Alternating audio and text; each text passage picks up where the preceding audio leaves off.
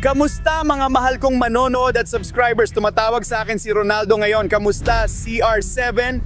Kamusta, Slav? Kailangan ko ng tulong mo. Ang tulong ko? Sige, tutulungan kita, walang problema. May nagnakaw ng Lamborghini ko. Ano? Nanakaw ang Lambo ni Ronaldo. Ako at ang aking team ay tutulong kay Cristiano Ronaldo sa lalong madaling panahon. Oy mga tol, Kamusta? Kailangan nating hanapin ang ninakaw na Lambo ni Cristiano Ronaldo. Handa ka na? Hindi. Sige. Dito magsisimula ang ating investigasyon.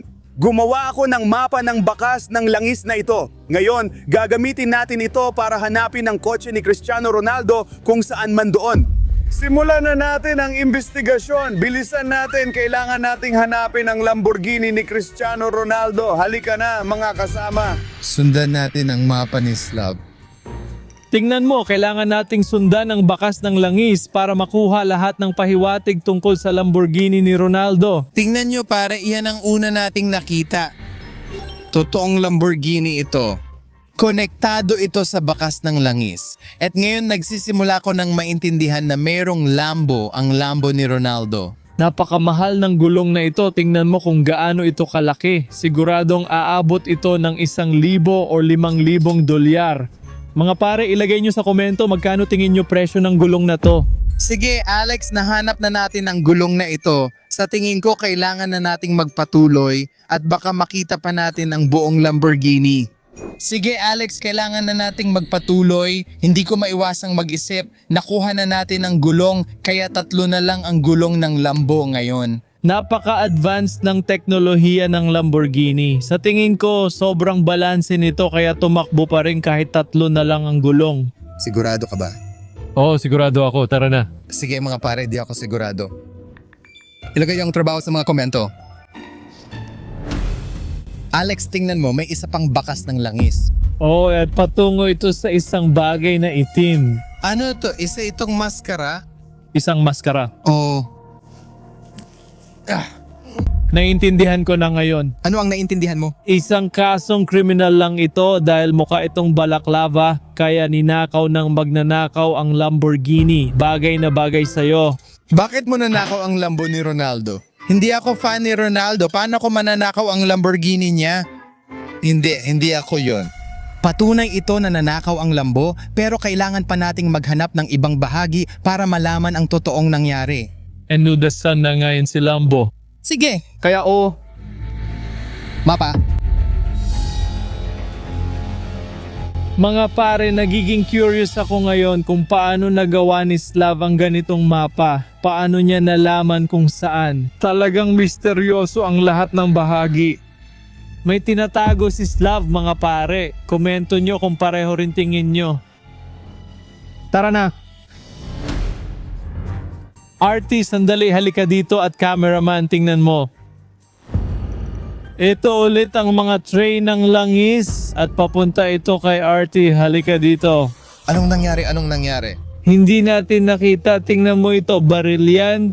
iPhone na yan. Hindi natin dapat hawakan yan. Bakit iPhone na yan? Hindi ko naman hinahawakan. Tingnan mo, oh, hello charge. Sa totoo lang, pero tingnan mo, may mga litrato naka-unlock. Baka makakita tayo ng mga huling litrato. Tingnan mo, ang una. Ang maskara, ang sombrero. Nakita na natin yan dati, kaya ang litratong ito ay kuha sa garahe kung saan naroon si Lamborghini. Basura ni Ronaldo, ang ibig mong sabihin. Oo, sa tingin ko, tingnan natin. Oh, hindi ba parang familiar sa'yo ang taong to? Oh, parang nakita ko na siya dati. Oh, tingnan mo yung huli, yung magnanakaw sa Lambo. Oo, itong isa ay nasa loob ng kotse. Walang patay na telepono. Hindi, paano naman yung baril? Nahawakan mo ba yon? Sa tingin ko, mahalagang ebidensya yon pero hindi, huwag mong gawin. Kapag naiwan mo ang mga fingerprint mo, hindi tayo pwedeng maging suspect. Kaya wag ninyong hawakan mga pare, hindi natin yan gagalawin. Kailangan pa nating maghanap ng iba pang bahagi. Sige, tara na. Pero lalong nagiging misteryoso at delikado ito. Sige, tara na cameraman. Hanapin natin ang gulong. O, ano ang susunod? Ito ay pinto at tingnan mo, nahanap natin ang pinto. Berde ito. Ito ang pinto ng Lamborghini ni Ronaldo. Akala mo ba berde ito kaya kay Ronaldo ito? Oh, sigurado, hindi ba mga pare? I-comment kung naniniwala kayong laging berde ang gamit ni Ronaldo. At tingnan ninyo, Bakas ng langis. Oo, tama ka. Nagtataka ako kung bakit parang nagkakalas-kalas ang kotse.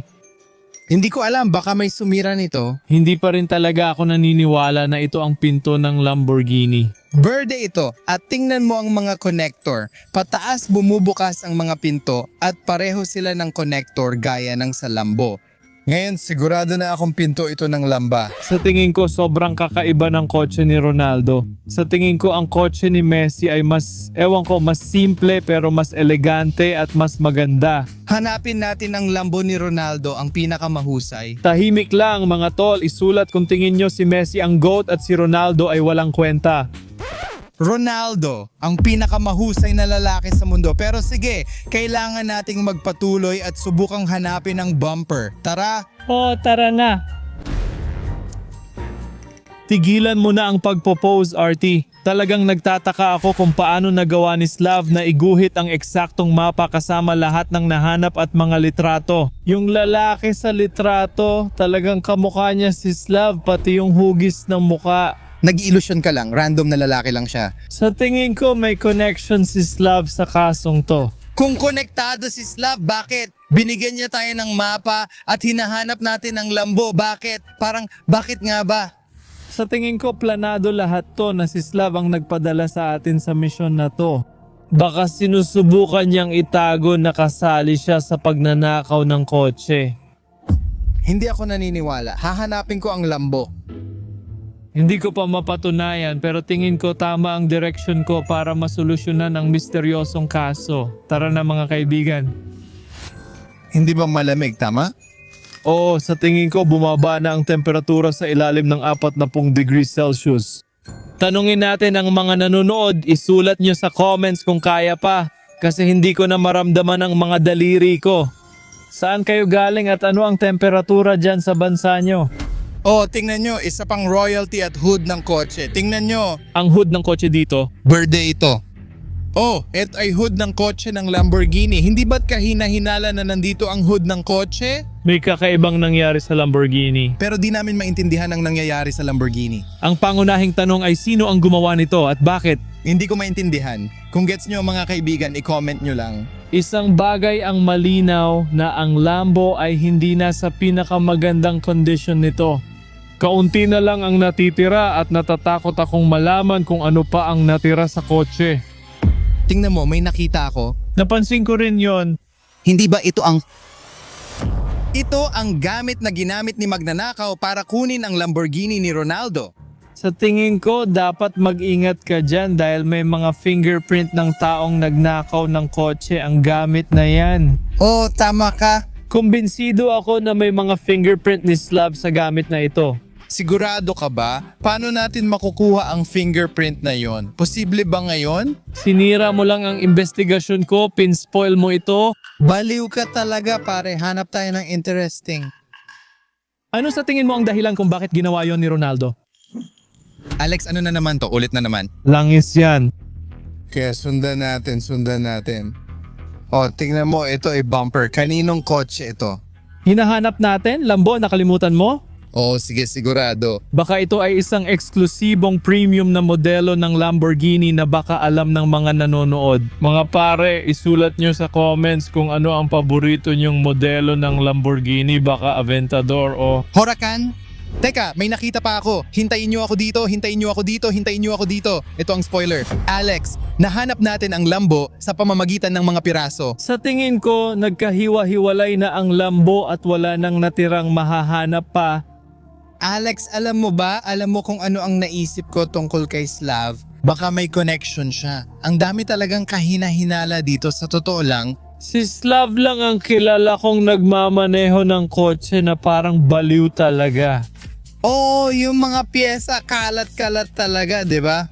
Kaya siya nagmamaneho talaga na parang baliw, talagang binabangga. Hindi ko lang alam tungkol sa mga bumper at iba pa. Sa huli, nagkahiwa-hiwalay na yung Lambo, parang nagkapira-piraso talaga. Inaalok ko sa'yo na kunin mo itong parte na to at pumunta ka kay Slav. Kasi sa tingin ko meron siya.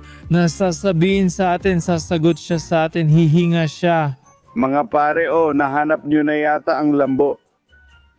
Ang ibig mong sabihin kung ano na lang ang natira sa lambo. Ito ang mga sira ng Lamborghini ni Cristiano Ronaldo na puno ng kalawang at alikabok. Ayaw mo ba talagang magsalita sa amin? Ano bang problema nyo mga pare? Alam naming nakita mo ang Lamborghini. Ako siya, iniisip nyo na ako ang nagnakaw ng kotse ni Cristiano Ronaldo? Ipaliwanag kung paano mo ginawa ang mapa na ito. Konti lang ang connection ko dito pero hindi ako magnanakaw, maniwala ka. Ano bang ibig sabihin yan? Hayaan mong ipaliwanag ko at maiintindihan mo rin. Nakita ko ang magnanakaw na papunta sa kutsyon sa garahe ni Ronaldo. Hindi ako yon, lalaki yon, kakaibang itsura na may dalang crossbar.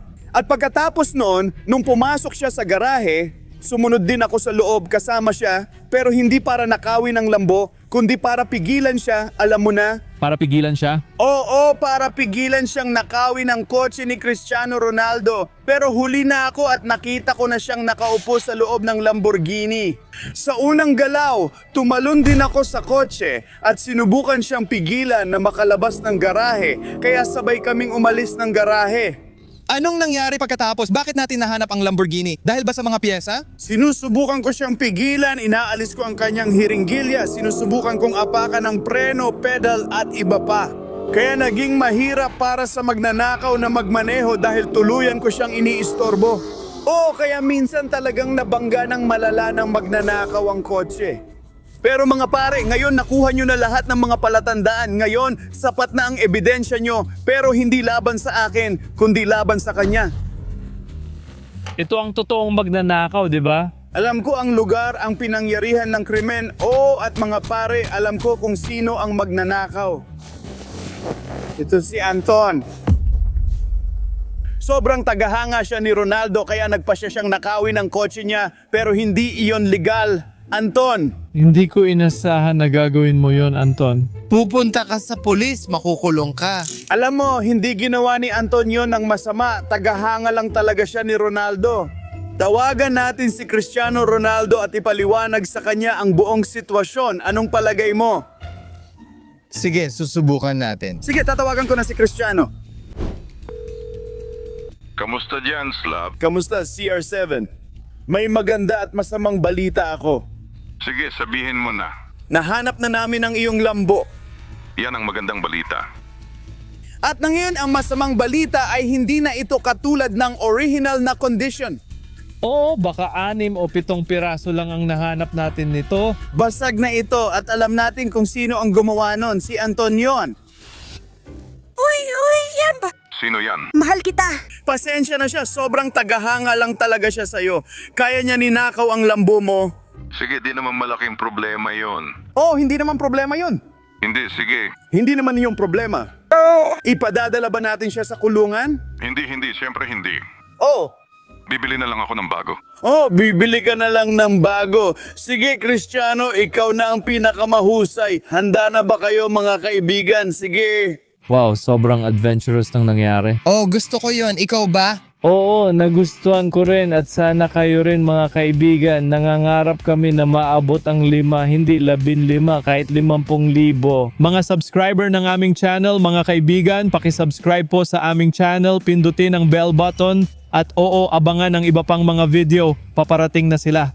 Paalam mga kaibigan. Kami yun, sina Artie at Alec, magkita tayo uli.